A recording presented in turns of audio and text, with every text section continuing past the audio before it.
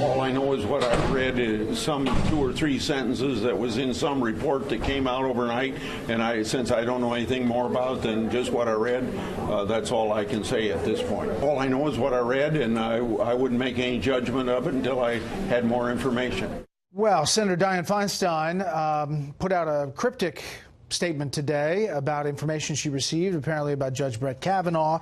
The New York Times, writing, 2 officials familiar with the matter say the incident involved possible sexual misconduct between Judge Kavanaugh and a woman when they were both in high school. The information came in a letter and included the allegation of sexual misconduct toward the letter's author. A person familiar with the letter confirmed.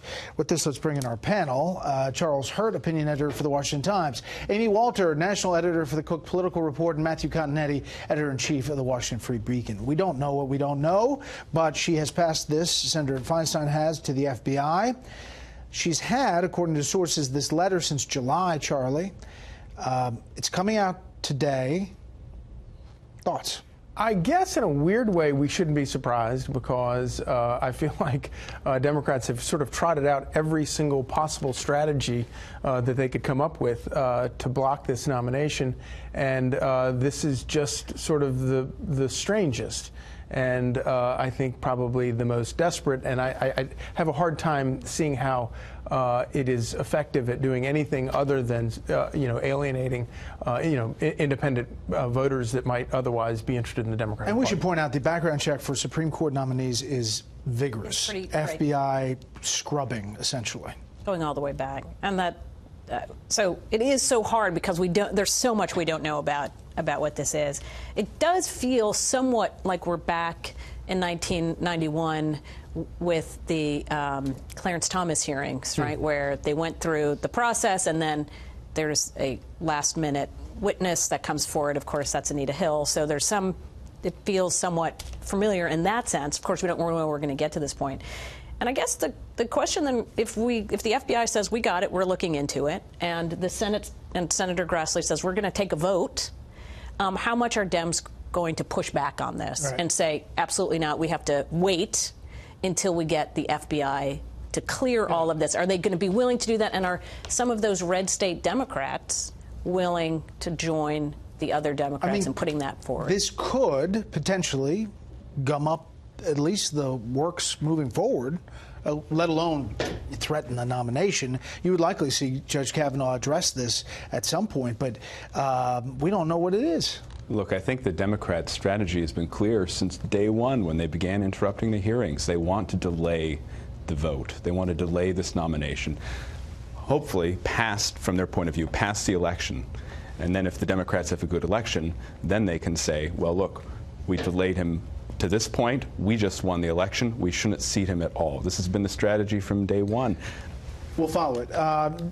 2 tweets from the president really getting a lot of attention today. 3,000 people did not die in the 2 hurricanes that hit Puerto Rico. When I left the island after the storm had hit, they had anywhere from 6 to 18 deaths. As time went by, it did not go up by much. Then a long time later, they started to report really large numbers like 3,000. This was done by the Democrats in order to make me look as bad as possible when I was successfully raising billions of dollars to help rebuild Puerto Rico.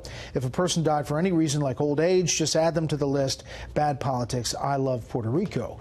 Interestingly, 2 Republicans running in Florida put out statements. Rick Scott, running for Senate, said, I disagree with at POTUS. An independent study said thousands were lost, and Governor Rosello agreed. I've been to Puerto Rico 7 times and saw devastation firsthand. The loss of any life is tragic, and the extent of lives lost as a result of Maria is heart-wrenching. I'll continue to help Puerto Rico. Ron DeSantis put out a statement. Ron DeSantis is committed to standing with the Puerto Rican community, especially after such a tragic loss of life. He doesn't believe any loss of life has been inflated. Significant, maybe more so with Ron DeSantis, who ran as the Trumpiest of Trump candidates, who is looking at the politics of Puerto Rico and Florida, perhaps.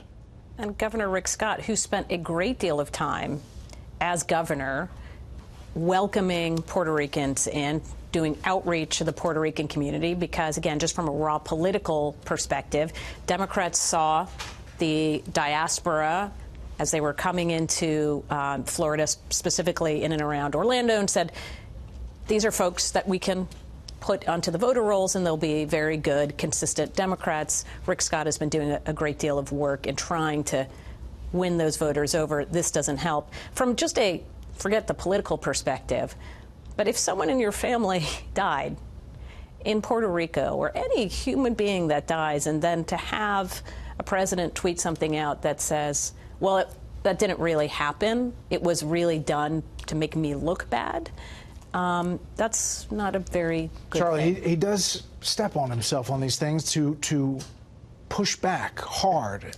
You know, he could have said FEMA, according to the GAO, the longest response in the history of FEMA in Puerto Rico, 3 times bigger than Harvey, Irma, and the wildfires combined. Yeah. Could have said that. Sure. But you know what he said about the numbers, that is correct. When he left at that time, the numbers were, you know, and they were revised upwards, you know, 6 months later, and then a year or more later. You know, we can debate about whether or not he should do that, whether it's a smart political thing to do, but Donald Trump isn't the person who politicized the weather. That's been going on for a long time, Sure, and it's but a he's saying it now. and it's a dangerous thing to politicize this stuff, and I think it's very harmful, you know, harmful to the country. I had 5 seconds. It doesn't help anyone, especially those 2 candidates in Florida. It's not the end of this, I'm sure.